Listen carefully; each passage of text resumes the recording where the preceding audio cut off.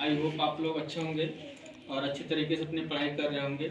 आइए हम आपको इस वीडियो में पिछले जो टॉपिक पढ़े हैं सांख्यिकी 14.3 एक्सरसाइज उसी का नेक्स्ट क्वेश्चन देखते हैं।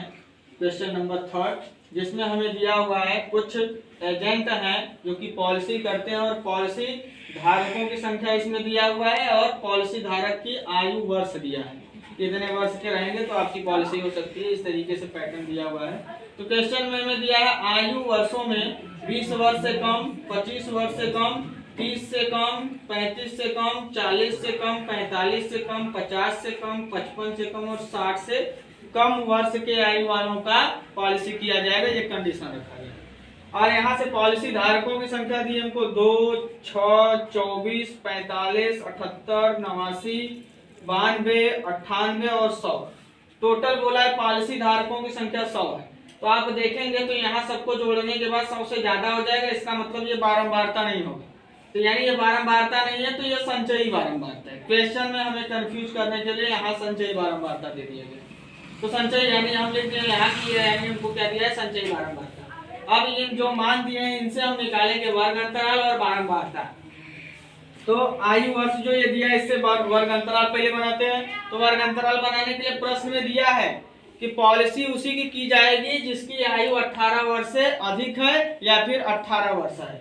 तो इसीलिए हम बनाएंगे वर्ग अंतराल। तो शुरू होगा 18 से। 18 से 20 के बीच 2 पॉलिसी धारक हैं और उसके आगे जाएंगे तो 20 से 25 के बीच 6 पॉलिसी धारक, 25 से 30 के बीच 24 पॉलिसी धारक हैं, 30 से 35 के बीच 45 पॉलिसी धारक हैं और 35 से 40 के बीच 78 पॉलिसी धारक हैं और 40 से 45 के बीच 89, 45 से 50 के बीच 92, 50 से 55 के बीच 98 और 55 से 60 के बीच पॉलिसी धारक 100।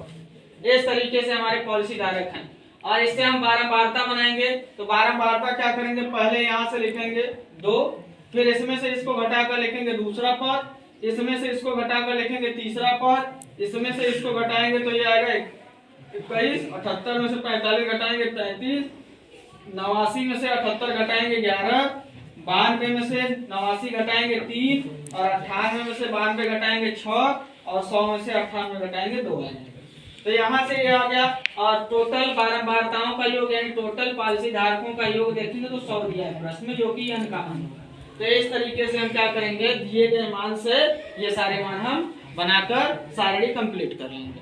अब सारणी बन गई तो हमें क्या चाहिए, जो चाहिए उसके लिए हम यहाँ लिखे हुए हैं कि अब यहाँ प्रश्न में हमें दिया है कि n/2 का मान निकले तो n का मान 100 है, 100 में 2 से भाग देंगे 50 आ जाएगा।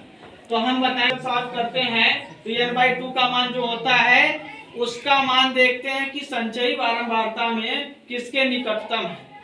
संचयी बारंबारता में जो इससे निकटतम ज्यादा अधिक होगा उसी के अंतर्गत हमारा ये आएगा माध्यक।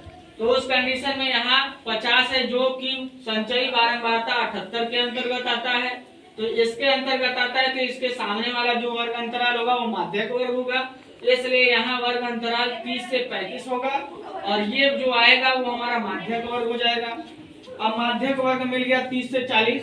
तो 30 से 40 मान मिला तो जो हमारा निम्न सीमा होता है वो L का मान होता है। तो 35 हो जाएगा L का मान और H का मान इसमें से घटा लेंगे 5 आ जाएगा और n/2 का मान हमारा 50 है ही। CF की बात करें तो यहाँ से जो हमारा आएगा वर्ग अंतराल 35 से 40, इसके ठीक पीछे वाला जो हमारा होता है संचयी बारंबारता वो CF होता है। तो CF का मान हो जाएगा 45 और इसके सामने वाला जो हमारा F होता है बारंबारता वो F का मान होता है। इसके सामने वाला बारंबारता 33 आ रहा है तो इसलिए हो गया हमारा F 33 और CF हो गया 45। अब इन्हीं सभी मानों को रखकर हम माध्यक निकालेंगे।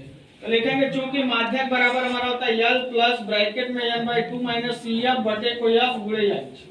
ये इसलिए माध्यक बराबर मान रख देंगे L का मान 35 प्लस ब्रैकेट में n/2 का मान 50 माइनस CF का मान 4 नहीं 45 और बटे 33 गुणे 5। यहाँ से हम सॉल्व करेंगे तो ये हो गया 35 प्लस 50 में से 45 घटाएंगे 5 बटे 33 हो जाएगा और गुणे 5 था तो यहाँ गुणे 5 कर दिए। अब 35 प्लस 5 बचे 25 बटे 33 हो जाएगा। अब हम 25 में 33 से भाग देंगे तो 0 लेंगे 250 हो जाएगा और भाग देने पर इसका मान आएगा हमारा क्या, लगभग में 0.76। 0.76 आ रहा है, जोड़ देंगे 35 में 0.76 तो आ जाएगा 35.76 हमारा टोटल। और यहाँ से कहेंगे अतः माध्यक आयु जो होगी वो कितनी आएगी हमारी 35.76 वर्ष आएगी। यही हमसे पूछा गया था क्वेश्चन। तो क्वेश्चन बहुत आसान भी नहीं कर सकते और बहुत कठिन भी नहीं कर सकते, मॉडरेट लेवल है। और ऐसे क्वेश्चन कठिन माने जाते हैं एग्जाम में, क्योंकि वहां पर हमारा क्या रिवीजन अच्छे से होना चाहिए। आप रिवीजन अच्छे से किए रहेंगे, तैयारी अच्छे से किए रहेंगे, तब ऐसे क्वेश्चन को आप आसानी से लगा पाएंगे। और ये क्वेश्चन जब आएगा तो आपका मैक्सिमम नंबर में आएगा, कम से कम 6 नंबर में। तो मैं उम्मीद करता हूँ अपने तरीके से, अपने तरफ से कि आपको अच्छे से समझा पाया हूँ। तो आपको यदि समझ में आया तो मेरे चैनल को लाइक करें, सब्सक्राइब करें और कमेंट करें, शेयर करें अपने मित्र दोस्तों में, और प्रयास करें कि उन लोगों का भी लाभ हो जाए। और अब हम नेक्स्ट क्वेश्चन इसका आपको नेक्स्ट वीडियो में बताएंगे। धन्यवाद।